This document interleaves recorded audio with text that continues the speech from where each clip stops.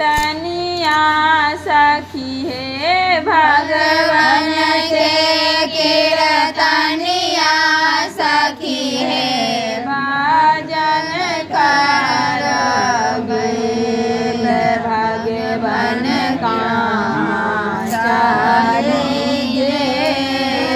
भगवान के कीर्तनिया सखी है भगवान के कीर्तनिया सखी है भजन कर गईल भगवान का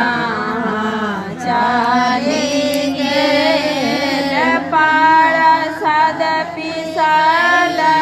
हमर पार्षद पिसल हमर गारे रही गेल भगवान का चली गेल पार्षद पिसल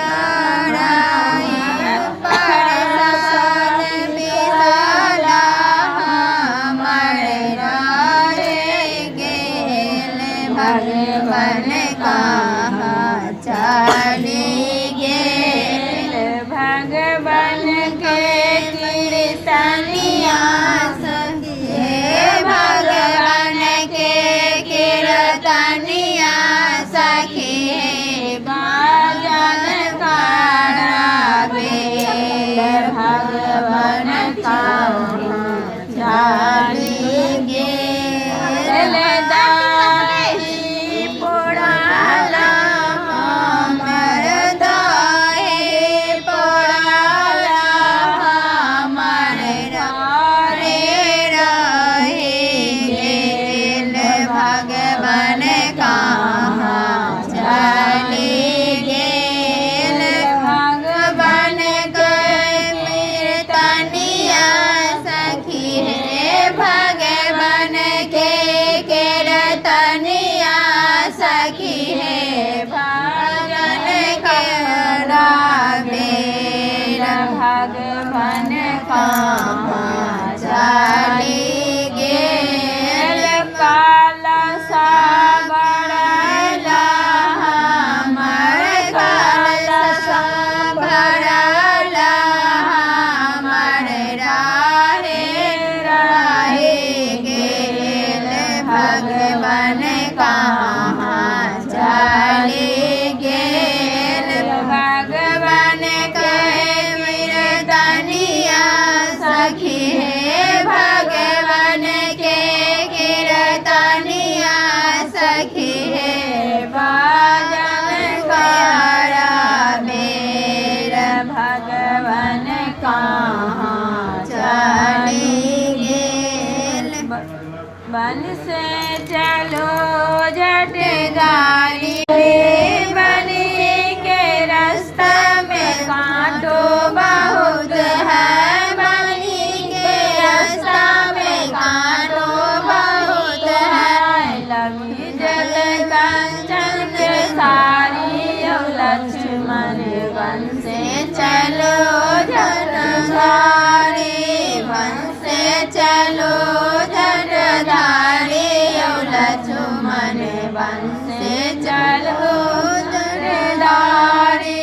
बनी के रास्ता में कुआं बहुत है बनी के रास्ता में कुआं बहुत है बनी जत कंचन साड़ी लक्ष्मण वन से चलो जटाधारी वन से चलो जटाधारी लक्ष्मण वन से चलो जटाधारी बनी के रास्ता में कांटो बहुत है बनी के रास्ता में कांटो बहुत है फूलों से लगी जत कंचन सारी लक्ष्मण वन से चलो जटाधारी वन से चलो जटाधारी लक्ष्मण वन से चलो जटाधारी मणि फूल बहुत है, बनी के रास्ता में पानी बहुत है। विंगत कंचन साड़ी हो लक्ष्मण वन से चलो